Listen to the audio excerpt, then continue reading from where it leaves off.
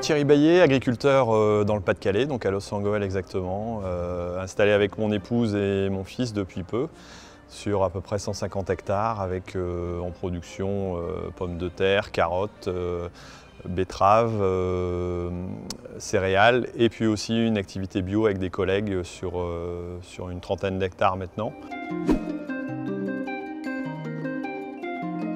On a bien entendu les contraintes de la grande distribution, de la distribution et du client consommateur qui va nous imposer des critères, alors essentiellement aussi au niveau calibre, qualité, et puis que ce soit sain et propre. D'où l'importance d'avoir des variétés vraiment adaptées, tolérantes, qui vont nous permettre d'arriver à mener la culture à bout sans avoir de trop grosses pressions, quoi. Le choix de la variété n'est pas important, il est capital. C'est la base, on choisit forcément des variétés qui sont tolérantes, que ce soit en bio ou en conventionnel. Demain, il va falloir limiter la quantité de produits, donc d'avoir des variétés résistantes à la fois, j'allais dire au mildiou, mais aussi éventuellement aux variations climatiques. Ça me paraît être deux critères hyper importants. On a des années qui sont très complexes depuis 2-3 ans, là, des périodes de sec, des périodes humides, mais qui causent pas mal de difficultés au niveau de la croissance de la plante, des stress. Alors les autres critères vont être définis en fonction du marché auquel on va s'adresser.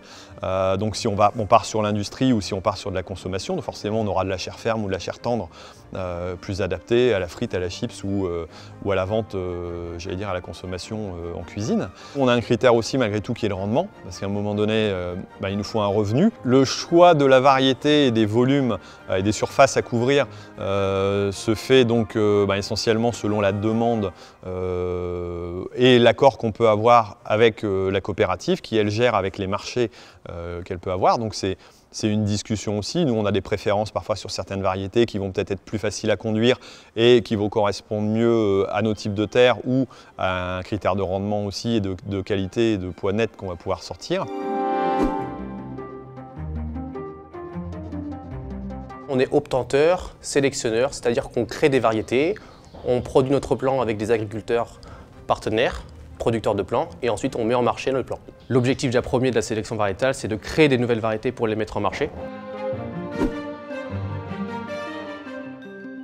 Donc une variété que vous retrouvez aujourd'hui dans un champ en production ou sur des étapes de commercialisation en grande surface, c'est minimum 15 ans de développement avant de pouvoir la vendre. Le cycle de sélection prend environ une dizaine d'années entre la partie croisement et la partie développement, analyse des variétés, compréhension des variétés, jusqu'à la partie finale qui est la mise en marché. Pendant les 10 années de cycle, certaines variétés vont être éliminées parce qu'elles ne comporteront pas certains critères qu'on recherchera. Donc l'année numéro 1, les croisements donnent environ 65 000 graines, donc potentielles variétés.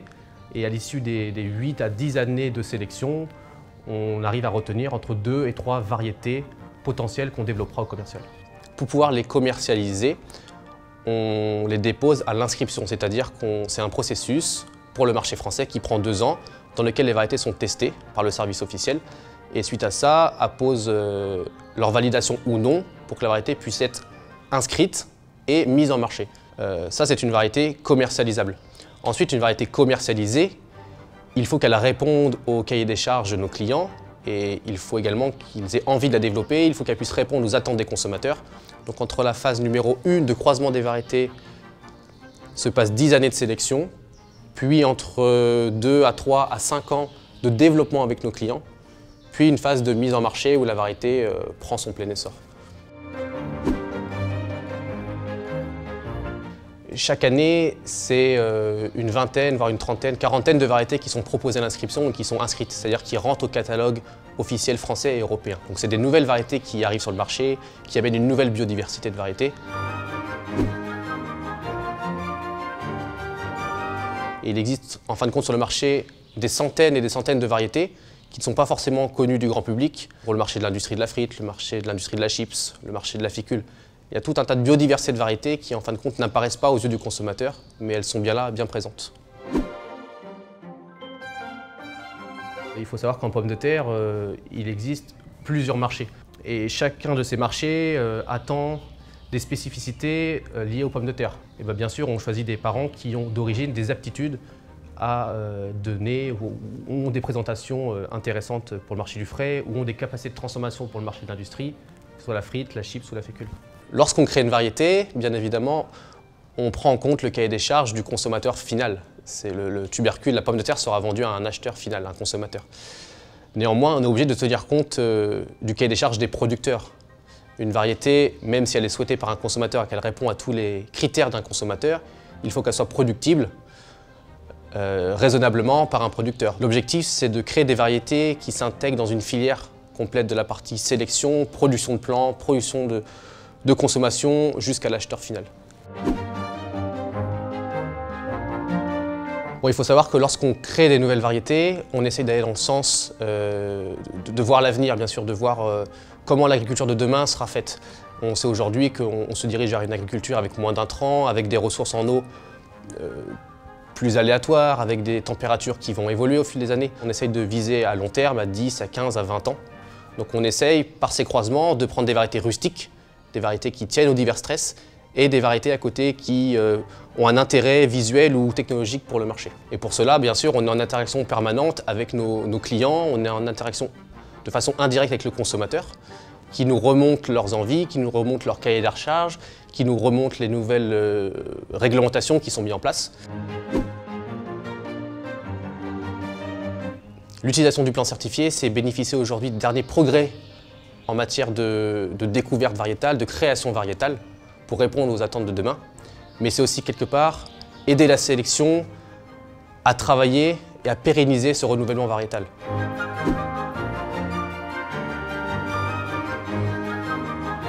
J'ai choisi de faire de la production de G0 parce que c'est un travail qui est très intéressant, très technique. Donc G0, c'est les tubercules qui vont être plantés en première année en terre l'année suivante. C'était important pour moi aussi d'être à la base de la filière. On commence avec des petits volumes qui, à force d'être multipliés, deviennent très grands. Puisqu'on peut, notamment pour l'export, remplir des bateaux en étant parti de petits lots à la base et au bout de 5-6 générations, récupérer une grosse quantité de marchandises qui est prête à arriver chez les producteurs de consommation.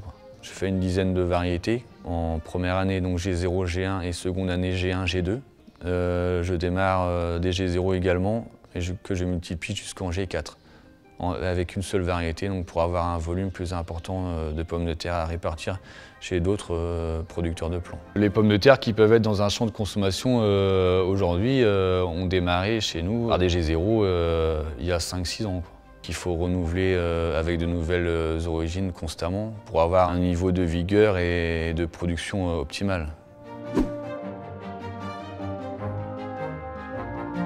La spécificité, c'est surtout de sélectionner au maximum les plants, ceci par l'épuration.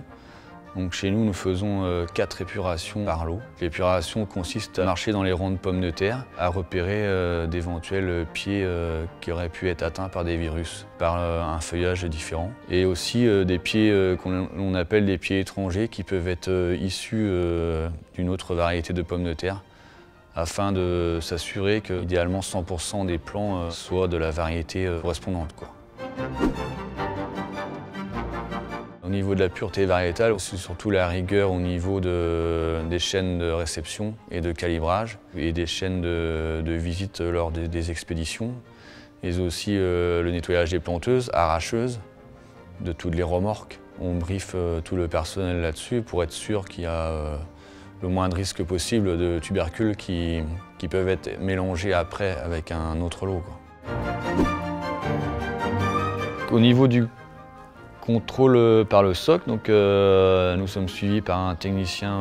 Le technicien SOC donc, intervient dès la première année de culture en pleine terre, donc dès la production de G0 pour G1 et jusqu'à la continuité des générations qui sont sur l'exploitation.